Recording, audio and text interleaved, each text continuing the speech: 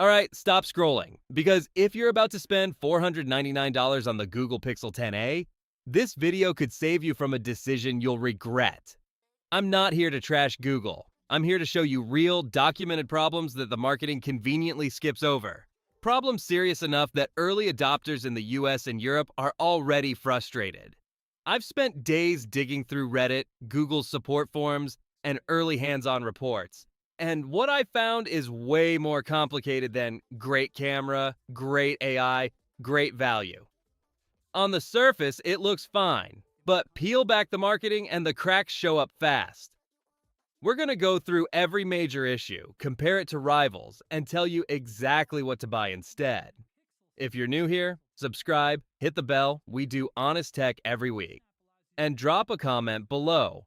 What phone are you on right now? And what's your biggest frustration with it? I read every single one. Now let's get into it. Google. In February 2026. To really understand why the Pixel 10a's problems matter, you need to understand the moment Google is operating in right now. Because on the surface, Google is actually winning the smartphone war, at least in the US. The Pixel 10 series recorded 28% year-over-year sales growth in late 2025. The brand is chipping away at Samsung's dominance in the premium Android space. Pixel now holds somewhere between 6 and 7% of the premium US smartphone market, which doesn't sound huge until you realize how fast that number has been climbing. Google has genuine momentum, and that momentum comes from a few things. Their AI integration, things like call screening, live translation, and the Magic Eraser camera tools genuinely resonates with everyday users. The camera system across the Pixel lineup is still one of the best you can get for the money. The software experience is clean, fast, and bloat-free in a way that Samsung and other Android manufacturers still can't fully match.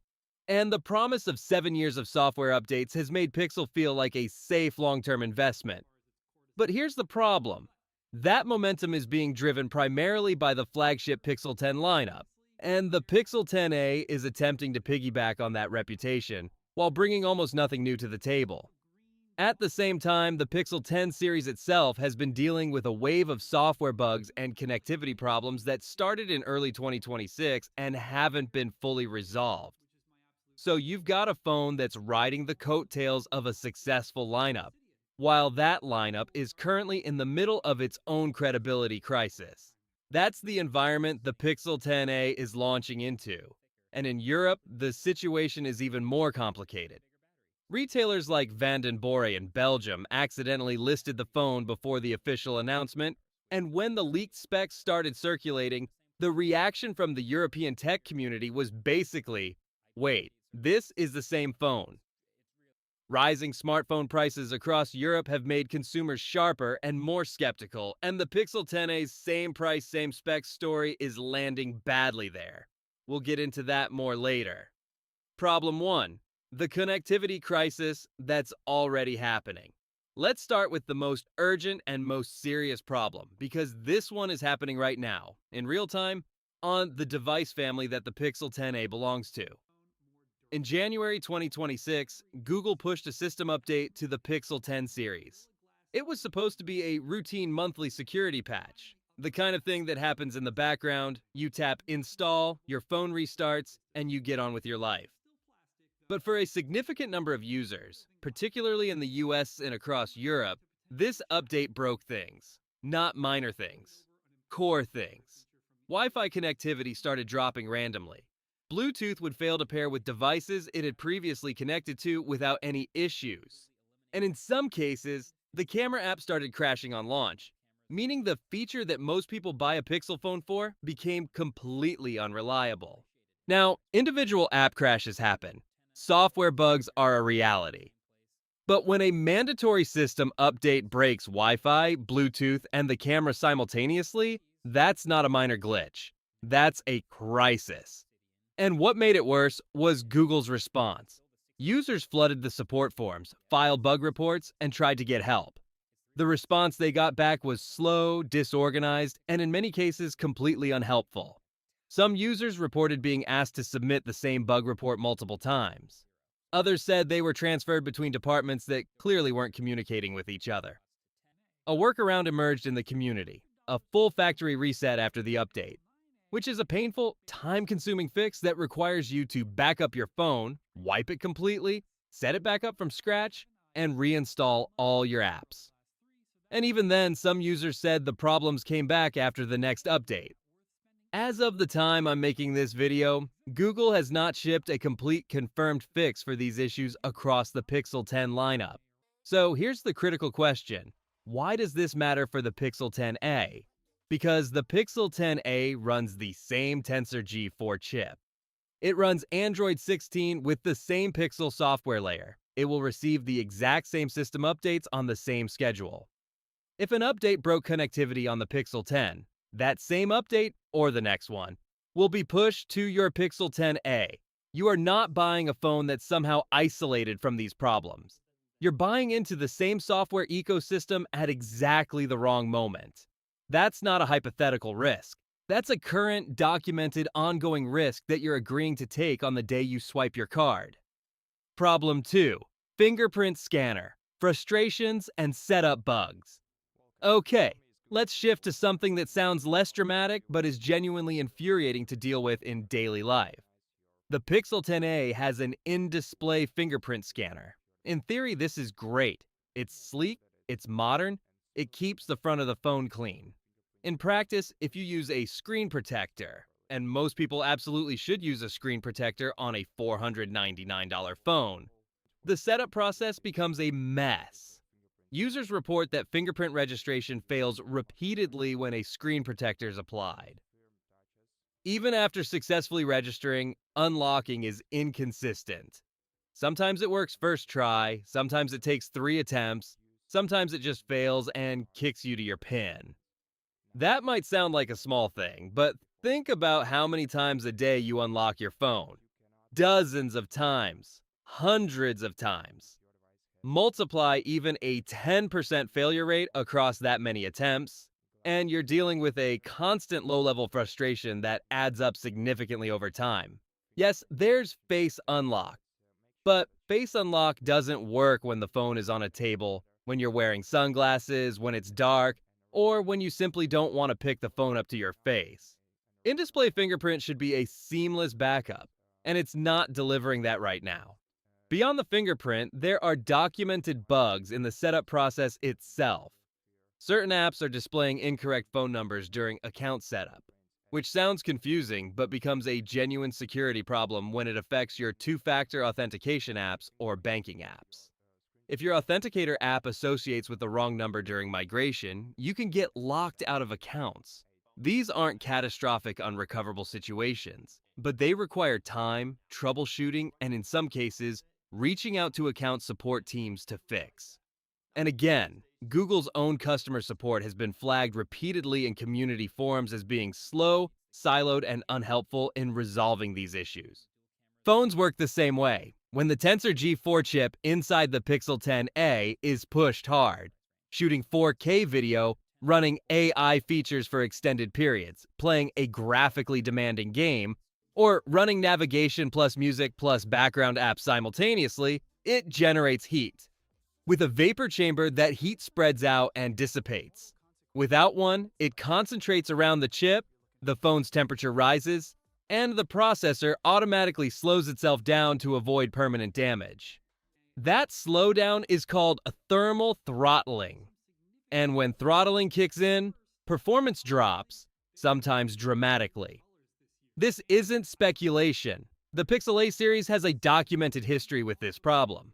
The Pixel 8a throttled under sustained load. The Pixel 7a before that ran hot during video recording.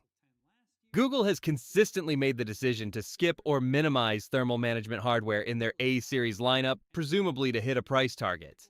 But here's what that trade-off means for you in practice. If you're a casual user who texts, calls, scrolls social media, and watches YouTube, you might never notice. The phone will feel perfectly fine. But if you're recording a birthday party in 4K, or you're streaming while on the treadmill, or you're using Google's Pixel Screenshot AI feature heavily, or you're just in a hot environment like a car on a summer day, the phone is going to get warm, and then it's going to slow down. Not crash, not break, but slow down noticeably. And for $499, that compromise feels increasingly hard to justify when competitor phones in the same price range are including proper thermal management. Problem 4, the nothing new problem and the value question. This is the problem that's generating the most frustration in the tech community right now. And honestly, it might be the most damaging one for Google long term, because it's not a bug that can be patched. It's a strategic decision that reveals something uncomfortable about how Google views its mid-range customers. The Pixel 10a, spec for spec, is nearly identical to the Pixel 9a. Let's go through it. You've got the same 6.3-inch AMOLED display with 120Hz refresh rate, the same 48 megapixel main camera system, the same general form factor and dimensions. The price is unchanged at $499 in the US, and similarly flat across European markets. The Tensor G4 chip is new, which brings some AI processing improvements. But day-to-day performance differences from the Tensor G3 in real-world use are minimal for the average person. You get some new color options. Lavender is genuinely nice, and the red is bold. And there are some minor bezel refinements. That's the upgrade. Now, to be fair to Google, there's something to be said for iterative refinement. Not every generation needs to be a dramatic leap. Apple does this constantly and doesn't get the same criticism. But here's the key difference. Apple's ecosystem, premium positioning, and cultural cachet give it room to coast on minor updates. Google's Pixel A series is supposed to be a value proposition. It's supposed to be the phone you get when you want a great Pixel experience without paying flagship prices. When the value proposition doesn't move, when you're paying the same price for essentially the same device, that's not standing still.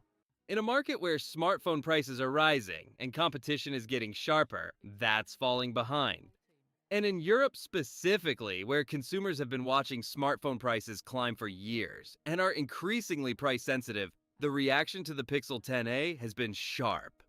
When Van den Boer prematurely listed the phone and specs started circulating before the official announcement, the community response was essentially, "Why would I buy this over the discounted Pixel 9a?"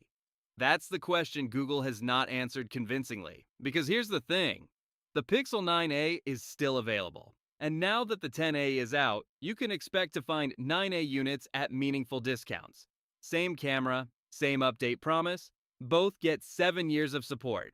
Same software experience. Why pay full price for the 10a? Problem 5, battery drain and the app interaction issue. What you should actually buy. Let me give you some concrete alternatives depending on your situation. If you're in the US and you're set on a Pixel, the discounted Pixel 9a is genuinely the move right now. You get the same camera, the same long-term update promise, and you save real money that you can put toward a case and screen protector. The Pixel 9a isn't perfect either, but it's been in the market long enough that its bugs are better understood, and its workarounds are better documented. If you're open to other Android options, the Samsung Galaxy A55 deserves serious consideration at this price point.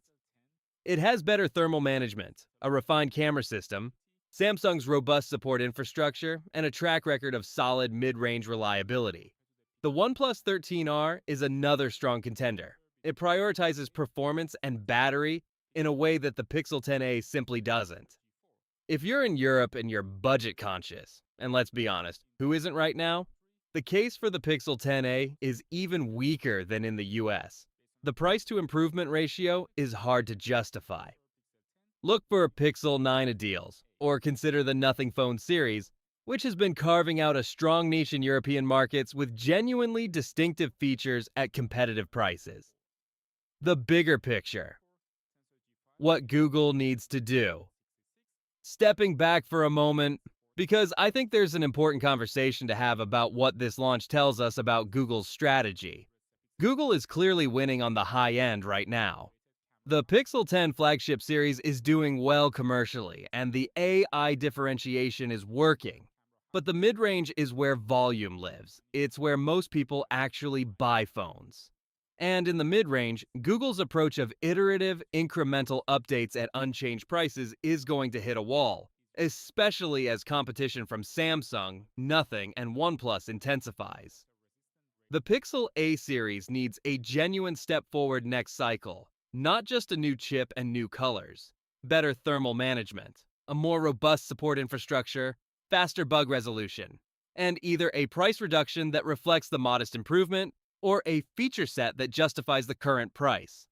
Right now, it's caught in the middle.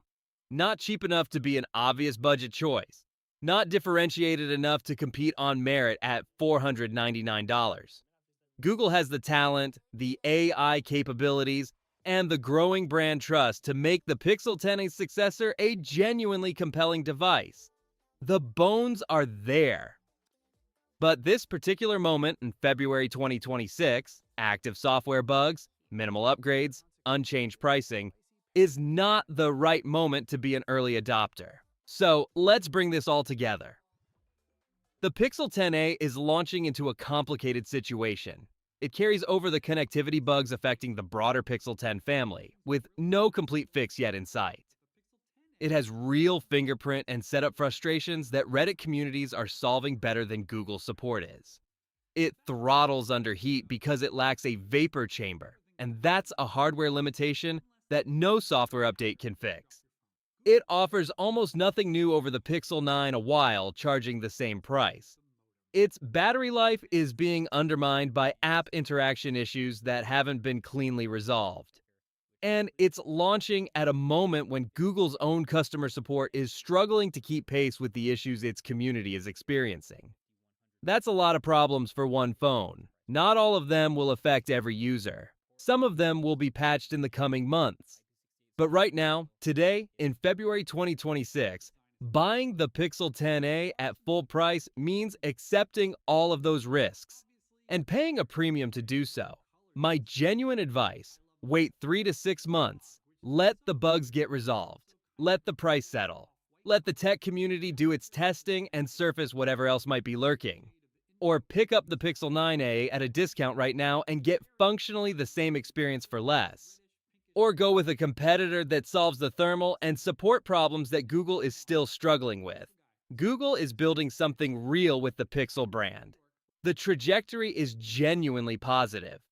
But this specific phone, at this specific moment, is asking you to pay for a promise rather than a product that's ready. And $500 is too much money to spend on a promise.